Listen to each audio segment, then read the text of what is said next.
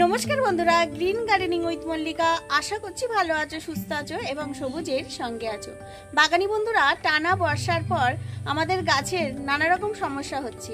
এছাড়াও জবা গাছের রুট ট্রিটমেন্ট যদি করতে চাও, অনেক সময় জবা গাছে জল জমার ফলে পাতা হলুদ, এছাড়াও জবা গাছের গোড়া অর্থাৎ শিকড় পচে যাচ্ছে। এই সমস্যা নিয়ে তুমি ভুগছো, বিশেষ করে ট্রপিক্যাল জবা এবং হাইব্রিড ভ্যারাইটিসের ভিন্ন ভিন্ন জবা ফুল গাছের এই সমস্যা আসছে। তাহলে আজকের ভিডিওটি তোমার জন্য। এই রুট ট্রিটমেন্ট কিভাবে নেবে, সম্পূর্ণ দুটো উপকরণ দিয়েই তৈরি করা যাবে। আমি এখানে দু রকম পদ্ধতিতে তৈরি করেছি, একটি জৈব, একটি রাসায়নিক।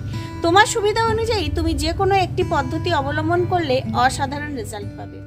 দুটো পদ্ধতির মধ্যে চলো বন্ধুরা, প্রথম পদ্ধতি আমি এখানে জৈব পদ্ধতি শেয়ার করছি।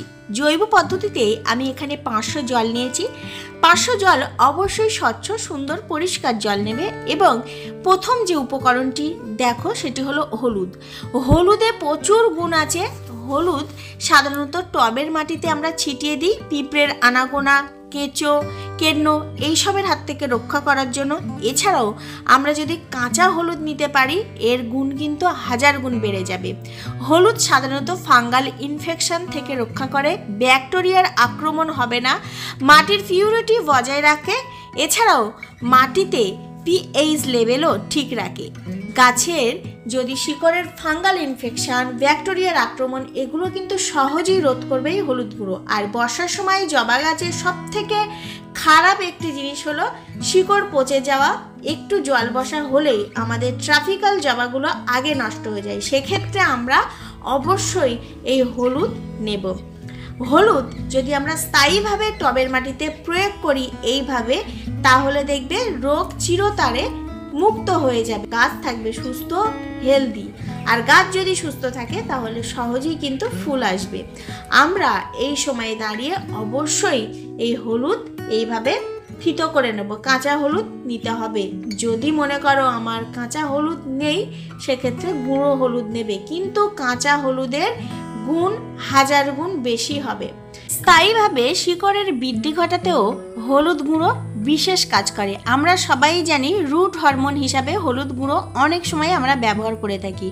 এছাড়াও দেখবে শিকড়ের পচন, এছাড়াও ডালের ডাইব্যাক হয়ে গেলে আমরা অবশ্যই হলুদ গুঁড়ো ব্যবহার করি। সেক্ষেত্রে তোমরা অবশ্যই এই হলুদ গুঁড়ো বা এই হলুদ থিতো করে নেবে, ভীষণ ভালো রেজাল্ট পাবে। তো আমি এই জলের মধ্যে হলুদটাকে দিয়ে দিচ্ছি। জবা গাছকে স্থায়ীভাবে দীর্ঘদিন বাঁচিয়ে রাখতে আমরা অবশ্যই জৈবভাবে এই পরিচর্যাটা নিতেই পারি।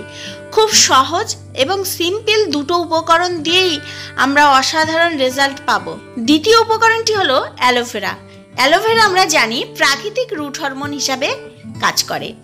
প্রাকৃতিক রুট হরমোন হিসাবে আমরা অ্যালোভেরাকে বেছে নিয়েছি, কারণ যে কোনো ডালের কাটিং থেকে চারা করতে আমরা এই অ্যালোভেরা জেল ডালে লাগিয়ে দিই এবং সেটি সহজেই চারায় রূপান্তরিত হয়। আর শিকড়ের বৃদ্ধি ঘটাতে আমাদের অবশ্যই এই প্রাকৃতিক রুট হরমোন অ্যালোভেরাকে বেছে নিতে হবে। আমরা যদি হলুদ গুঁড়ো আর এই প্রাকৃতিক রুট হরমোন অ্যালোভেরা একত্রিত করে গাছের টবের মাটিতে দিই, তাহলে গাছের ফাঙ্গাল ইনফেকশন, ব্যাকটেরিয়ার আক্রমণ থেকে গাছ মুক্ত থাকবে। যদি ফাঙ্গাল ইনফেকশন এবং ব্যাকটেরিয়ার আক্রমণ ঘটে থাকে গাছে, তাহলে শিকড়ের নানা রকম সমস্যা আসবে। আস্তে আস্তে সেই শিকড় পচে যাবে এবং সেই ট্রপিক্যাল জবাগুলো আস্তে আস্তে নষ্ট হয়ে যাবে। বা আমার স্বাদের ভিন্ন ভিন্ন ভ্যারাইটিসের যেসব জবা গাছ থাকবে, আস্তে আস্তে দেখবে শুকনো হয়ে যাবে। পাতা হলুদ, কুঁড়ি ঝরার সমস্যা কিন্তু আসে শিকড়ের মেন রোগ থেকে। সেক্ষেত্রে আমরা যদি টবের মাটিতে প্রতিনিয়ত মাসে একবার এই ট্রিটমেন্টটি করতে পারি, তাহলে ভীষণ ভালো রেজাল্ট পাবো। অনেক সময় লক্ষ্য করবে অনেক দামি একটি জবা গাছ এনেছো, কিন্তু গাছের এরকম সমস্যা আছে। তোমরা এই ট্রিটমেন্টটি করো। এই রুট ট্রিটমেন্ট অবশ্যই বর্ষার সময়ে করা উচিত। চলো এবার দ্বিতীয় পদ্ধতি অর্থাৎ রাসায়নিক পদ্ধতিতে কি কি উপকরণ নিচ্ছি আর কেমনভাবে তৈরি করছি। রাসায়নিক পদ্ধতিতে এখানে আমি নিয়েছি সাব ফাঙ্গিসাইড আর 500 জল নিয়েছি। দেখো 500 জলের মধ্যে 4 চামচের 1 চামচ সাব ফাঙ্গিসাইড দিচ্ছি।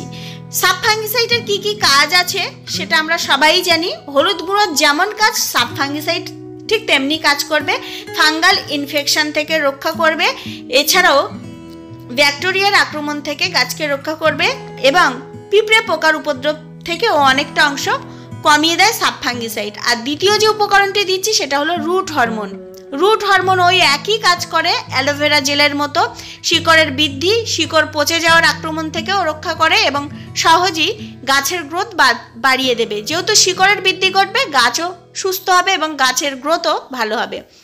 এই রুট হরমোন সহজে গুলতে চায় না, সেক্ষেত্রে একটু ভালো করে গুলে নেওয়ার চেষ্টা করবে। অন্তত 2 থেকে 2.5 ঘন্টা একটু রেখে দেবে, তারপরে প্রয়োগ করবে, তাহলে দেখবে সহজে গুলে যাবে। এবং বারবার এভাবে মিক্সড করার চেষ্টা করবে, তাহলে দেখবে আস্তে আস্তে গুলে যাবে। তো চলো কিভাবে প্রয়োগ করব, কতটা পরিমাণে গাছে দেব, এবং অবশ্যই জবা গাছে এই দুটো উপকরণের মধ্যে যে কোনো একটি ব্যবহার করবে। এবার যা কোন উপকরণে বেশি ভালো কাজ করবে। আমরা চটজলদি কাজ পেতে গেলে অবশ্যই আমরা রাসায়নিক পদ্ধতিতে সব জিনিস খুব দ্রুত কাজ করে এবং জৈব উপায়ে যে কোনো জিনিসের একটু দেরি হয় কিন্তু কাজ ভালো হয় এবং রেজাল্ট কিন্তু ভালো আসে, আর কোনো সাইড এফেক্ট নেই। এবার চলো গাছে কিভাবে প্রয়োগ করব।